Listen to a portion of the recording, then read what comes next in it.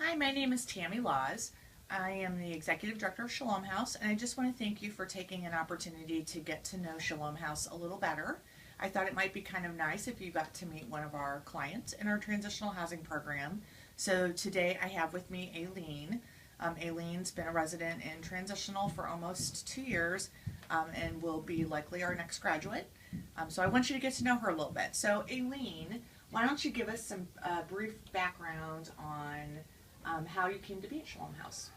Well, I was homeless in Arkansas for a few years, and I decided if Jesus can walk everywhere he went, I can walk to St. Louis. Okay, so I started out hitchhiking. And some people were nice, some people weren't nice, but it was okay. And I started out at the most inappropriate time, June. Once I got to St. Louis, I had to stay at Larry Rice's for a little bit.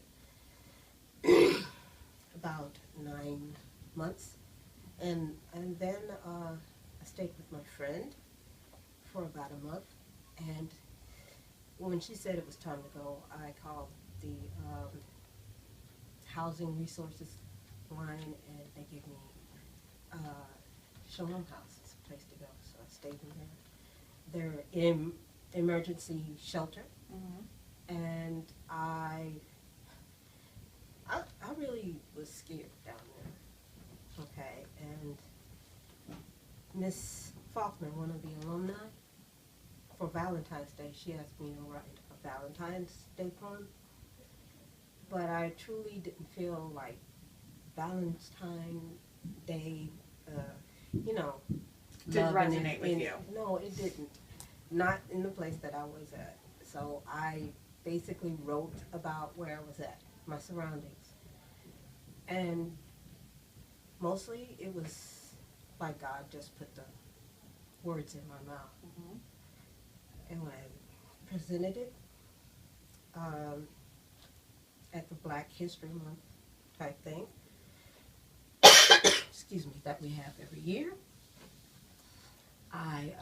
everybody loved it.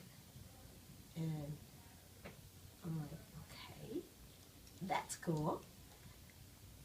And then there's normally two people that get interviewed for coming out of the emergency shelter and going up to the THP. Transitional housing program. Yes, the transitional housing program. And I won out. I got my interview with both of them, and I was chosen to go up to the transitional housing program.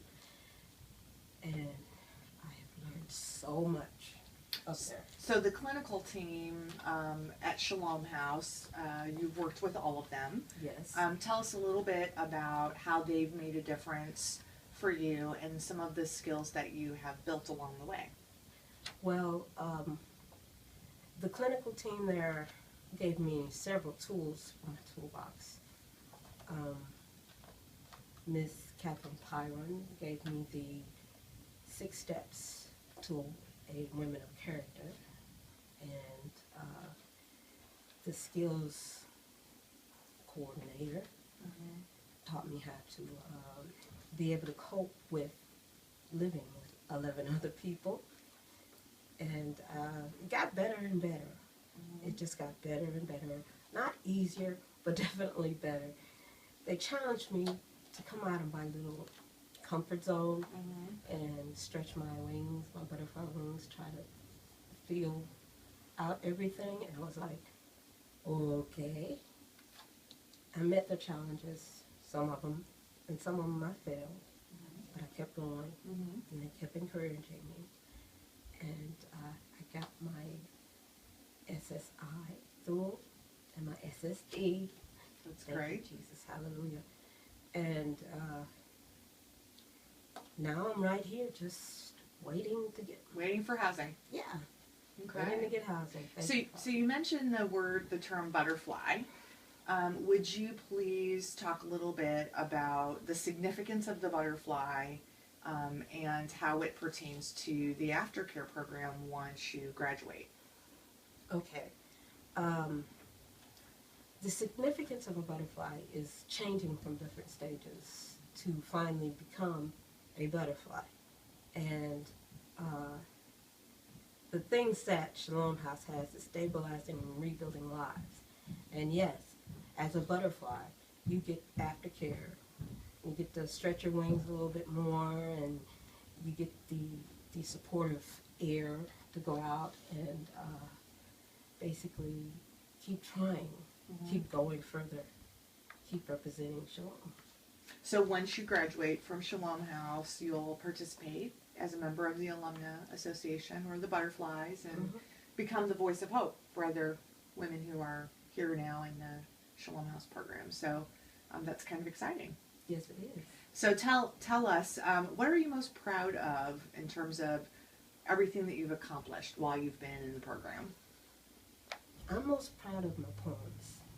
The Lord has given me, to God be the glory, poems, and a part of that is the Shalom House poems that I've written. I mean, you guys are like a beacon of light in a dark place. And it does feel like safety once you get inside that red door. It feels very safe, very calming.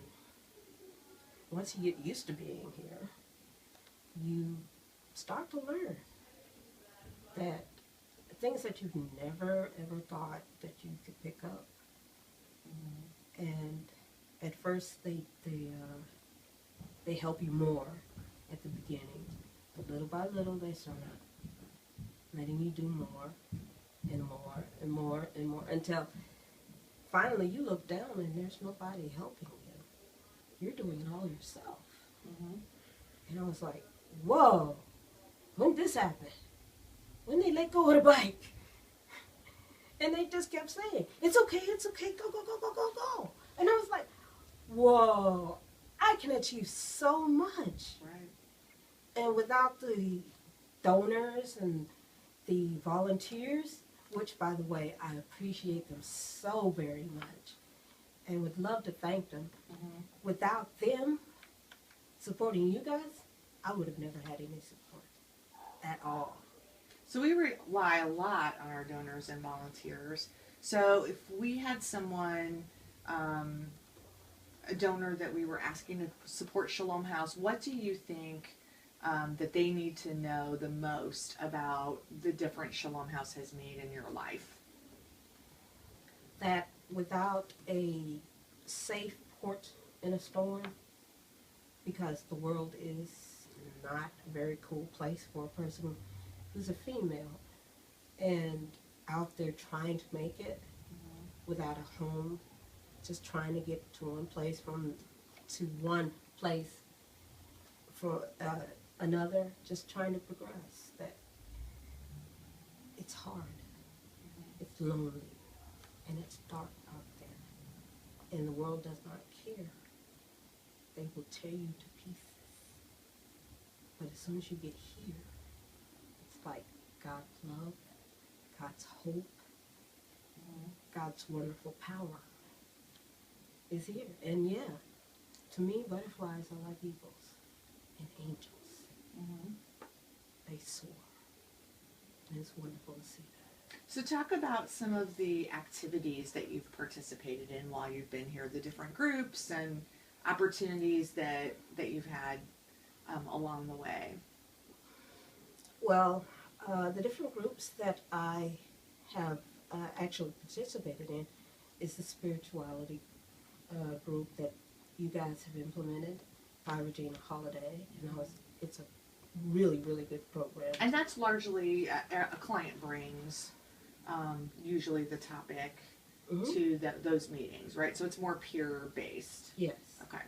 And there's also recovery through Jesus, where you do your 12-step basic recovery, but you're doing it with the Bible.